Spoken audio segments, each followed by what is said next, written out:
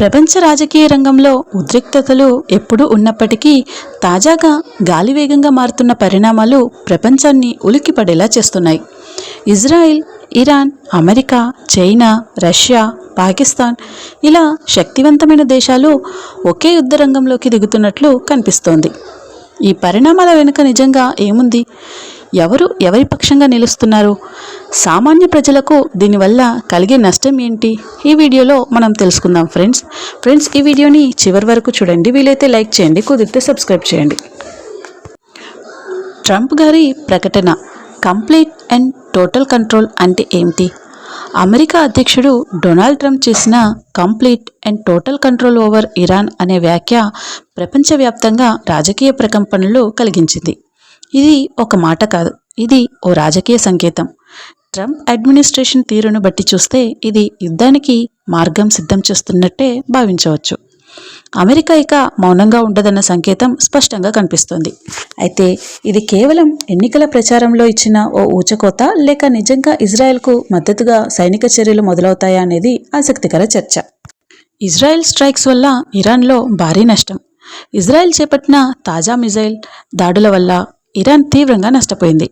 600 మందికి పైగా మృతి చెందగా 1500 మందికి పైగా గాయాలయ్యాయి.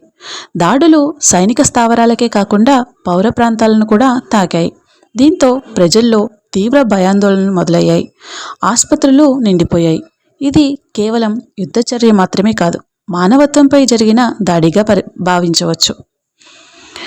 చైనా, రష్యా మద్దతు ఇరాన్కు శక్తి అండ. ఇరాన్ ఇప్పుడు ఒంటరిగా లేదు. చైనా, రష్యా వంటి శక్తివంతమైన దేశాలు దాని వెనకాల నిలబడ్డాయి. రష్యా ఇప్పటికీ ఆయుధాలు, డ్రోన్లు, మిసైళ్లు, సిస్టమ్స్లు పంపించిందంట. చైనా 3 మిలిటరీ విమానాలను రహస్యంగా పంపించినట్లు తెలుస్తోంది. ఈ మద్దతుల వల్ల ఇరాన్ మరింత ధైర్యంగా వ్యవహరిస్తుంది. ఇది అమెరికా, ఇజ్రాయెల్ వ్యూహాలకు పెద్ద సవాల్గా మారింది.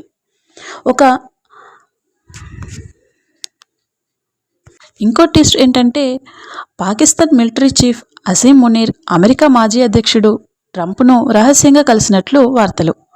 ఇది ఆపరేషన్ సింధూర్ అనే గోప్యమైన వ్యూహంలో భాగమని భావిస్తున్నారు. పాకిస్తాన్ ఇజ్రాయెల్పై జరుగుతున్న చర్యలకు మౌన మద్దతు ఇస్తోందన్న అనుమానాలు స్పష్టంగా వినిపిస్తున్నాయి.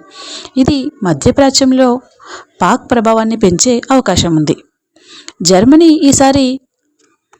జర్మనీ తరచూ అంతర్జాతీయ యుద్ధాల్లో మౌనంగా, తటస్థంగా ఉండే దేశంగా గుర్తింపు పొందింది.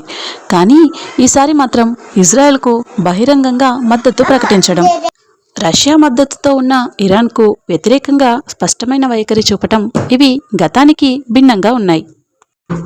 ఇది రష్యాతో ఉన్న రాజకీయ, వ్యాపార సంబంధాలపై ప్రభావం చూపనుంది. జర్మనీ యూరప్లో కీలక దేశం కావడంతో ఇతర దేశాల వైఖరిని ప్రభావితం చేయవచ్చు. సో ఈ మద్దతు అంతర్జాతీయ వ్యూహాలను తారుమారు చేస్తుందనే చెప్పుకోవాలి. ఇరాన్ అణు ఆయుధాల అభివృద్ధి చేయబోతుందన్న ఆందోళన ప్రపంచాన్ని కలవరపెడుతోంది. ఇజ్రాయెల్ తాజా దాడుల్లో న్యూక్లియర్ ఫెసిలిటీలు టార్గెట్ చేసినట్లు సమాచారం. ముస్లా అనే యురేనియం కేంద్రం కూడా దాడికి గురైనట్లు వార్తలు వచ్చాయి. ఈ చర్యలు అణుయుద్ధ ప్రమాదాన్ని ఇంకా పెంచుతాయన్నాయని చెప్పాలి. ఈ పరిణామాలన్నిట్లో బాధపడేది మాత్రం సామాన్య ప్రజలే. లక్షలాది ప్రజలు ప్రాణాలకు ముప్పుతో నివసిస్తున్నారని చెప్పుకోవాలి. విద్య, వైద్యం, జీవనోపాధి అన్నీ యుద్ధముగిరిగా మారుతున్నాయి. ఇది మానవతా విలువలపై జరిగిన అత్యంత హీనమైన దాడి అని చెప్పాలి. యుద్ధం ఎప్పుడు ప్రాణ నష్టం, సంపద నష్టం మాత్రమే కాదు, అది మానవతా విలువలపై జరిగే పరీక్ష కూడా. ఈ ప్రపంచం మళ్ళీ ఓ శాంతియుత దేశంగా పయనించాలంటే రాజకీయ నాయకులు తమ ఆగ్రహాన్ని కాదు, శాంతిని ముందుంచాలి. మీ అభిప్రాయాలను కామెంట్లో తెలియజేయండి. మీకు ఈ విశ్లేషణ నచ్చితే లైక్ చేయండి, షేర్ చేయండి.